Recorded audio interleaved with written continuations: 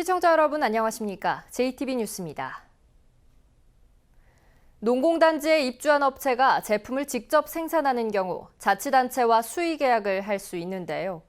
이 점을 노린 한 업체가 고창군과 수의계약을 맺은 뒤 다른 업체 제품을 납품한 의혹이 불거져 경찰이 수사에 나섰습니다. 관련 공무원들까지 줄줄이 소환되고 있습니다. 첫 소식 정원익 기자입니다. 고창의 한 농공단지에 있는 하천 조경 전문업체입니다. 지난해부터 고창군이 추진하는 100억 원대 규모의 갈곡천 정비 사업에 하천 경사면 보강제를 납품해왔습니다. 농공단지 입주업체인 만큼 직접 생산한 제품을 납품하기로 수의계약을 맺었습니다. 모두 18억 원어치나 됩니다. 그런데 지금까지 납품한 물량인 90%의 제품들이 모두 외지업체가 생산한 것이라는 의혹이 불거졌습니다. 제대로 된 설비를 갖추지 않은 이른바 유령 공장을 두고 직접 생산하는 것처럼 위장했다는 겁니다. 기계가 돌아가는 건 못 봤대. 한 번도요? 저 사람 금방 나올 걸 뭐. 사업 안 하는 걸 안 왔다고 그러지. 관련 부서 공무원들도 줄줄이 수사 대상에 올랐습니다. 직접 생산을 증명하는 서류만 보고 현장 확인을 제대로 하지 않았을 가능성이 높기 때문입니다. 직접 생산한 제품이 아니라는 사실을 알고 있었다면 문제는 더 큽니다. 요즘 그 대다수가 농공단지 입주돼 있어도 쉽게 말하면 발이 보따리랑 나는 사람들이 많이 있어요.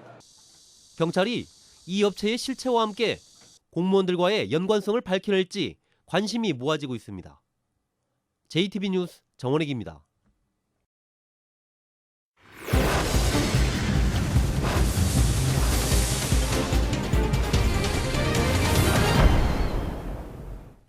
아파트 건설이나 도로 개설 같은 개발 공사 과정에서 수십 년생 나무들이 버려지고 있습니다. 옮겨 심는 데 비용이 많이 든다는 게 이유인데 나무 재활용을 위한 제도적 장치가 필요합니다. 하원호 기자입니다. 아름드리 은행나무가 하늘을 향해 곧게 뻗어 있습니다. 밑둥은 양손을 다 뻗어도 닿지 않을 만큼 우람합니다.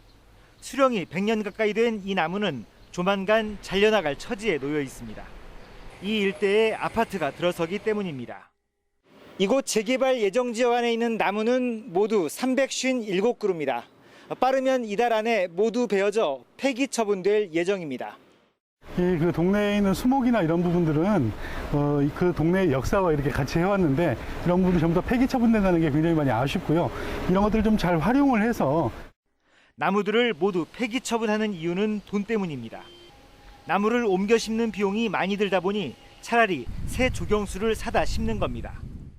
나무를 살리면 좋죠. 어디 공원이나 이런 데 옮겨놓으면 좋은데 작은 나무는 비용 얼마 안 드는 큰 나무들은 엄청 들어요.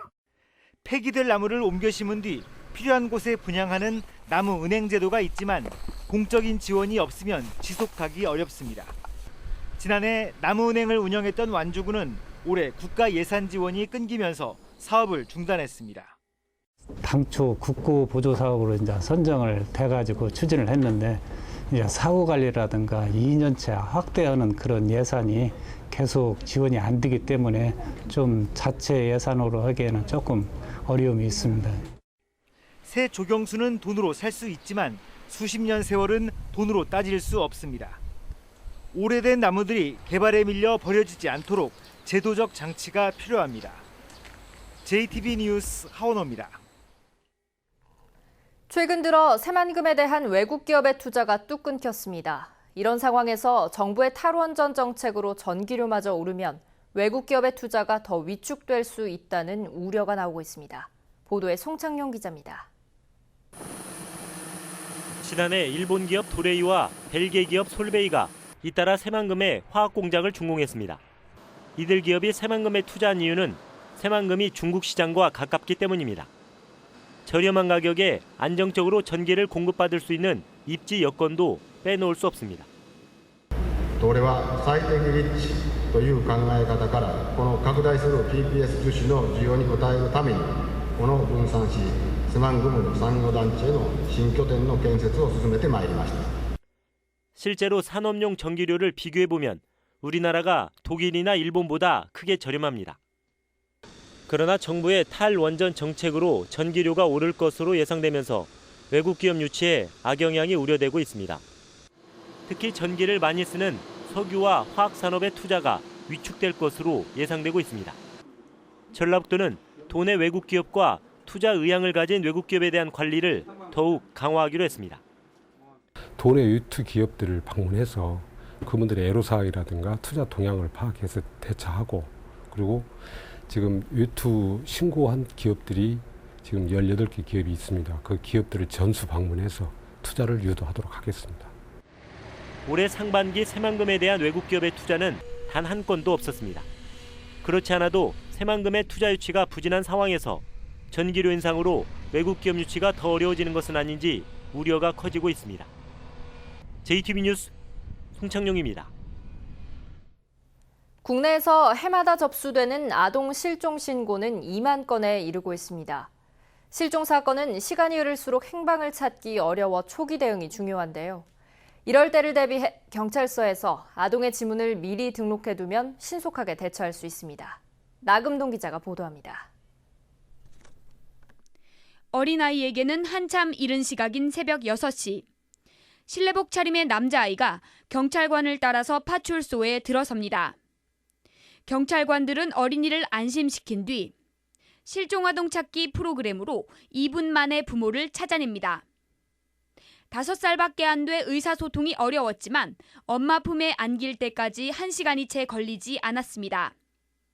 사전에 등록해둔 지문 덕분입니다. 마침 사전 등록이 되어 있어서 평균 4, 5일 만에 부모님 곁으로 갈 수 있었던 것을 47분 만에 부모님 곁으로 신속하게 갈 수 있었던 것입니다. 지문 사전 등록제는 아동 등의 지문과 사진, 보호자 연락처를 경찰 시스템에 미리 등록해두는 제도입니다.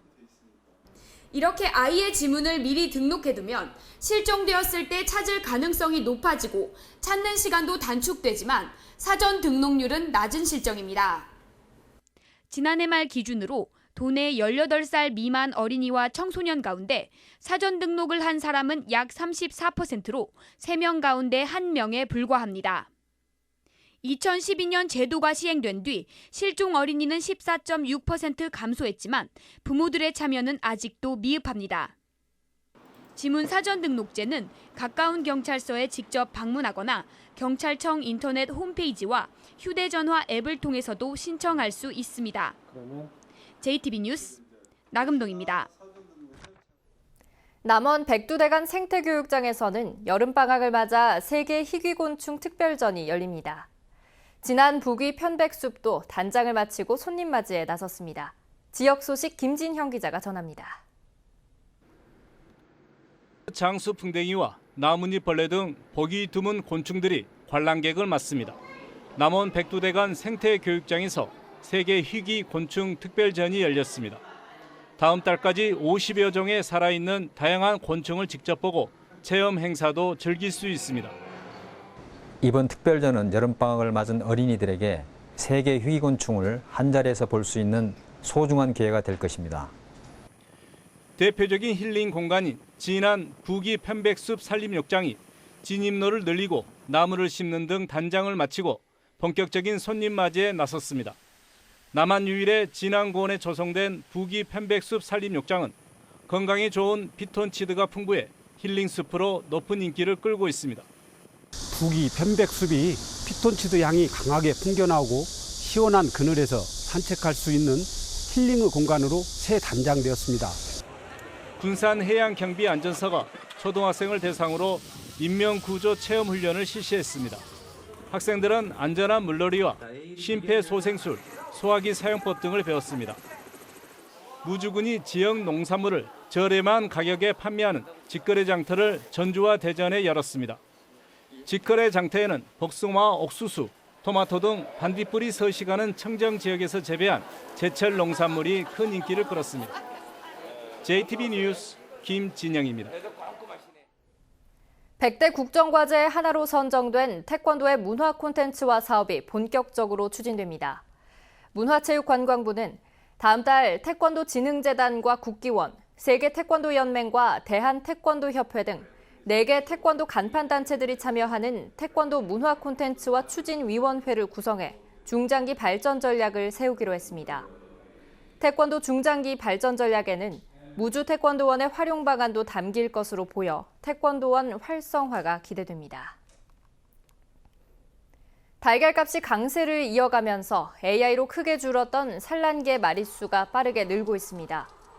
통계청에 따르면 6월 말 전북의 산란개는 모두 329만 마리로 석 달 만에 66만 마리, 25%가량 증가했으며 지난해 같은 때보다도 6.3% 늘었습니다. 또 산란개 사육 가구도 3월 51가구에서 6월 83가구로 63%나 증가하는 등 가파른 증가세를 보이고 있습니다. 전주 전통시장과 상점가에서 숙박업소와 음식점이 빠르게 늘고 있습니다. 전주시가 전통시장 6곳과 상점가 5곳을 조사한 결과 지난해 도소매업은 1.2% 느는 데 그친 반면 숙박업소와 음식점은 이에 10배인 12%나 증가한 것으로 나타났습니다. 이 같은 현상은 한옥마을을 중심으로 관광객이 계속 늘고 있는 데 따른 것으로 풀이됩니다. 전북은 현재 흐린 가운데 비가 내리고 있습니다. 이번 비는 저녁까지 이어지겠고 예상 강수량은 20에서 70mm입니다. 낮 최고 기온은 전주 29도 등 27도에서 29도의 분포를 보이며 더위가 한풀 꺾이겠습니다. 내일은 구름이 많은 가운데 오후 한때 남부 지역에 5에서 40mm의 소나기가 내리겠습니다. 전주기상지청은 내일 낮 최고 기온이 33도까지 오르면서 다시 무더운 날씨가 이어질 것으로 내다봤습니다.